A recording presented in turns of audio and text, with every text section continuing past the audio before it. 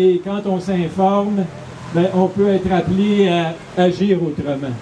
Parce que tout part par la connaissance, la conscience aussi. Et actuellement, il y a des obstacles pour que les gens connaissent, comprennent ce qui est en train de se produire. L'information ne se rend pas aux gens. Ce qui est la vraie information, on a appelé ça de la désinformation, puis ce qui est de la désinformation, on a appelé ça de l'information. Alors, il y a une capture des médias qui fait que on est limité à quelques individus qui sont en lien, en réseau, et l'information ne se rend pas là où elle devrait se rendre, et il n'y a pas de mobilisation possible.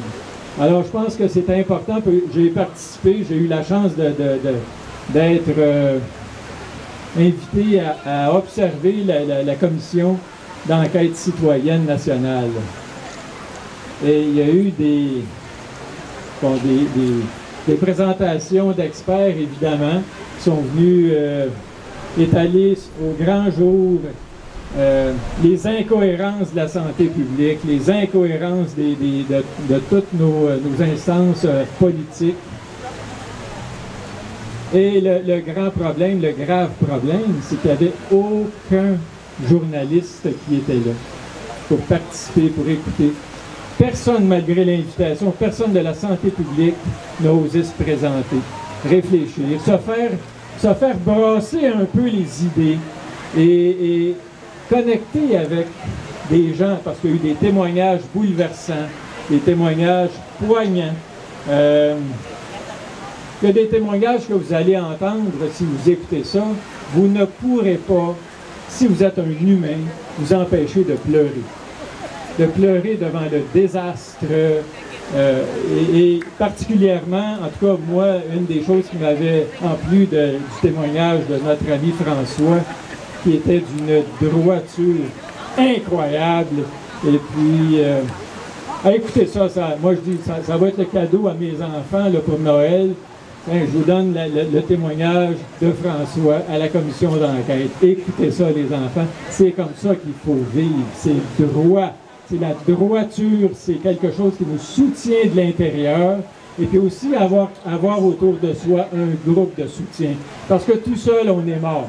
Alors, on devient un bouc émissaire facilement. Alors, on a besoin de se lier, se relier. Mais il y avait un témoignage qui m'a particulièrement touché. C'était celui d'une ex-militaire. Une ex-militaire qui se trouvait à être grand-maman de sa fille, bon, pas de sa fille, mais c'est sa fille qui a eu un bébé, qui a été arrachée des mains de la mère et de la grand-mère sous prétexte que c'était des complotistes. Et qui a été mis chez des parents substituts dans un foyer d'accueil, je présume, une famille d'accueil. Et à l'âge de 6 mois, a été changé 3 ou 5 fois de famille d'accueil à l'âge de 6 mois. Alors, on est témoin actuellement de choses criminelles qui deviennent la norme si on ne se réveille pas et si on ne manifeste pas autour de retrouver pour que nos organisations soient efficaces, qui jouent leur rôle. Toutes les organisations actuellement, toutes, je dis bien toutes, le Collège des médecins, la FDA, le NIH aux États-Unis, la CDC, tout ce que 3 lettres, là, méfiez-vous de ça. Tout ce qui sort de ça, maintenant, c'est du mensonge, il y a une corruption actuellement systémique.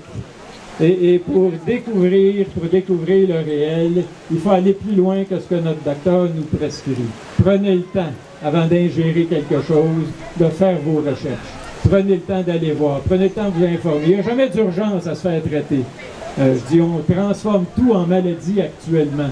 Et cette jeune femme-là, cette grand-maman-là qui est au pleurs, qui est en pleurs, qui est en deuil de ce petit-fils qu'elle voyait venir comme une bénédiction dans sa vie, qui a été éjecté du service militaire parce qu'elle a pris la décision de ne pas se faire vacciner.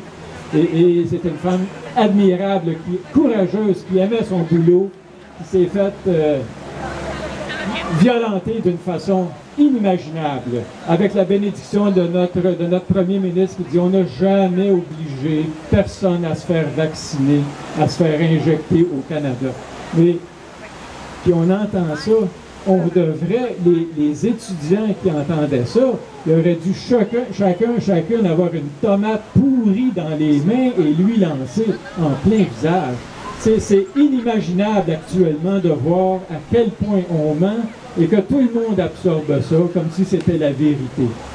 Wake up! C'est notre outil, c'est la conscience.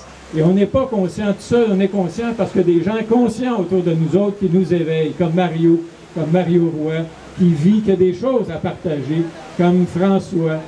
Chacun est une source d'information, chacun a un devoir de transmission. Prendre la parole actuellement, pour moi, c'est un devoir absolument essentiel. Il ne faut pas passer à côté de ça. La première fois que je me suis exprimé, que j'ai osé m'exprimer, sortir de mon silence et de l'indignation, c'était quelque chose qui concernait les enfants. Et je me retrouve ici quelques années plus tard. Je ne me rappelle plus de la date, ma femme s'en rappelle. C'était en septembre 2020. En septembre 2020, en tout cas.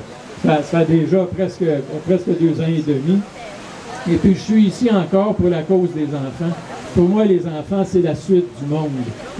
Ils ont été malmenés, ils ont été maltraités, ils ont été infantilisés encore plus dans leur impuissance au lieu de les aider à acquérir une confiance, une méfiance qu'on a nourrie autour on a peur des autres, on a peur de grand-papa, on a peur, on se fait culpabiliser de pouvoir quasiment tuer grand-papa.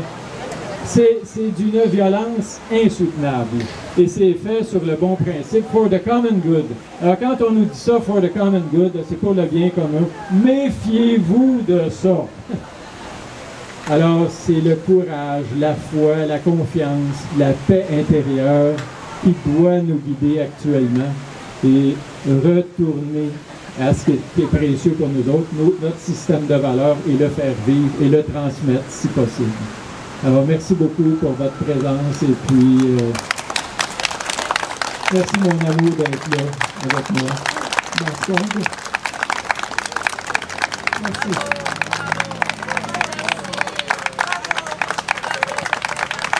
Des belles paroles. Internationale. Et l'un de leurs objectifs, c'est vraiment de détruire la jeunesse. C'est quand ils fabriquent des enfants à leur image. Donc, ce que plusieurs lois sont en train de faire, ce que plusieurs structures sont en train de mettre en place, ils sont en train de faire des parents juste comme des poulets dans un poulailler. Donc quand tu as des poulets dans un poulailler, qu'est-ce qu'ils font? Ils pondent des œufs, mais les œufs appartiennent aux propriétaires des poulets. Donc le gouvernement veut faire ça de chacun d'entre nous. Donc les gens ont des enfants, mais c'est eux qui ont le droit complet de prendre des décisions, avec des lois qui retirent la priorité ou bien la primauté aux parents biologiques. François Legault l'a dit dernièrement, on a vu ça dans un podcast quand il discutait avec Régine Laurent, où il disait que les avocats, les policiers, les journalistes et les parents vont être surpris par les modifications qu'on a menées sur la loi sur la DPJ. Parce qu'ils ont dit que la priorité va être donnée aux enfants. Mais quand ils disent que la priorité va être donnée aux enfants, c'est eux qui décident ce que c'est que la priorité. S'ils décident que la vaccination est prioritaire et importante pour les enfants, le parent qui s'oppose à ça, on va lui retirer son enfant. S'il décide qu'une opération de changement de sexe est prioritaire pour un enfant, si un parent refuse, on va lui enlever et ainsi de suite, ainsi de suite. Donc c'est vraiment important qu'on se tienne pour nos enfants. Et moi je pense que c'est bien qu'on manifeste, c'est aussi bien qu'on s'organise dans des structures comme les parents d'une même école, les parents d'une même région, et qu'on fasse des pressions, parce que les lobbies font des pressions. Et il est important que les parents aussi fassent des pressions. Donc ça, c'est une chose pour laquelle nous devons nous tenir informés. Nous devons continuer à rester en réseau pour pouvoir avoir un impact. Et je pense qu'on est capable de le faire. Donc c'est un peu ce que j'avais à dire. Et vraiment, merci d'être présent. Et je crois que c'est important que le gouvernement sache que nous n'allons pas lâcher. Merci beaucoup. On est à même de constater qu'il y a un cancer généralisé de stade 4 dans tous les paliers du gouvernement.